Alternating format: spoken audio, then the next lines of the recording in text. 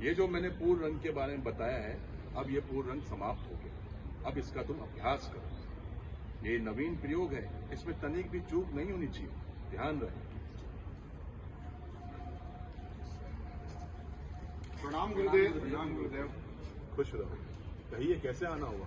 गुरुदेव, हम संस्कृत नाटक का आनंद लेने आए हैं, लेकिन हम ये जानना चाहते हैं कि नाट्य शास्त्र की उत्पत्ति कैसे हुई और इसका उद्देश्य क्या है। बहुत अच्छा। आप सभी मुझे भरत मुनि मानिए, जिन्होंने नाट्य शास्त्र की रचना की, और आप अपने आप को ऋषिगण समझे। ठीक है? आप सभी का ये प्रश्न केवल प्रश्न नहीं है, जीवन के सार को समझने का माध्यम भी है। जब त्रेता युग में मनुष्य लोभ और काम के वशीभूत होकर अधर्म और संघर्ष की ओर बढ़ने लगा, तब इंद्र ब्रह्मा जी के पास जाकर कहे कि कोई ऐसा माध्यम हो जिसमें देखना और सुनना एक साथ हो सके, जिससे मनुष्य धर्म, अर्थ और मोक्ष के मार्ग पर लौट सके। लेकिन गुरुदेव, वेद तो ज्ञान के भंडार है, उनमें सारे संसार का रहस्य छुपा है और अपने आप में ही वो इस उद्देश्य की पूर्ति करने के लिए पर्याप्त है। फिर ये नया वेद क्यों? इसलिए कि ये समस्त जनों को सुलभ हो सके, सामान्य जन को नाट्य के माध्यम से शिक्षा के मार्ग, धर्म के मार्ग पर लाया जा सके। इसीलिए ब्रह्मा जी ने चारों वेदों के तत्वों को मिलाकर नाट्य वेद की रचना की। चारों वेदों के तत्व वो क्या है महाराज? नाटक में ये जो पाठ है, ब्रह्मा जी ने इसे ऋग्वेद से लिया। इसमें जो गीत है, इसका आधार सामवेद है। यजुर्वेद से अभिनय और अथर्ववेद से रस लिया। इन चारों अंगों को लेकर नाट्य शास्त्र की उत्पत्ति की। तो क्या गुरुदेव, ये नाटक सिर्फ देवताओं के लिए होते हैं? नहीं, बिल्कुल नहीं। यही सवाल दानवों ने ब्रह्मा से पूछा, तब ब्रह्मा जी ने कहा नाट्य शास्त्र तो सबके लिए है।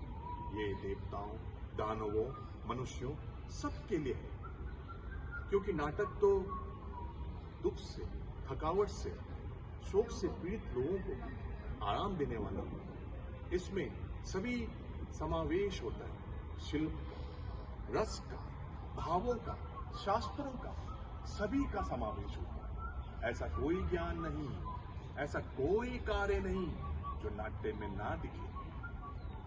अद्भुत, समस्त सृष्टि का समावेश, लौकिक और अलौकिक भी समाप्त। बिल्कुल सही कहा। नाट्य को सभी कलाओं का उद्गम कह सकते हैं, या फिर कह सकते हैं सभी कलाओं का संगम। गुरुदेव, नाट्य कला अद्भुत कला है। ये इतना ही जरूरी है जितना हमारे लिए सांस लेना, लेकिन समाज में इसे महत्वपूर्ण नहीं माना जाता। ऐसा क्यों गुरुदेव? हम तो कलाकार हैं, नीति के नियम का नहीं। हमारे विषय में, हमारी कला के विषय में तो नीति नियंताओं को विचार करना ही होगा, प्रयोग के साधन और अवसर उपलब्ध कराने होंगे। नाटक केवल कला नहीं है, ये समाज का दर्पण है। ये मानवता को सत्य के मार्ग पर ले जाने का साधन है। रंगमंच जाति, धर्म, भौगोलिक स्थितियों से परे जाकर समग्रता में मानवता की बात कहता है। आज भी रंगमंच समाज में विषम परिस्थितियों को दूर कर समाज में समता का भाव लेकर आता है। ये भाव निसंदेह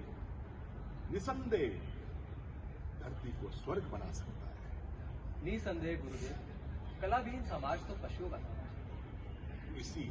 इसी आशा और अपेक्षा के साथ समाज कला और कलाकारों को समाज में वो स्थान दे जिसके वे अधिकारी हैं। इसीलिए मैंने नाट्य शास्त्र को पंचम वेद कहकर पुकारा है। पंचम वेद। पंचम वेद, समस्त वेदों का ज्ञान। हाँ, बिल्कुल सही कहा। चलिए, अब संस्कृत नाटक शुरू होने वाला है, उसका आप सभी आनंद लीजिए। आइए, लेकिन उससे पहले एक भरत वाक्य हम सब मिलकर गाएंगे। जी गुरुदेव। चलिए, आइए, मेरे साथ दोहराइए। जी गुरुदेव।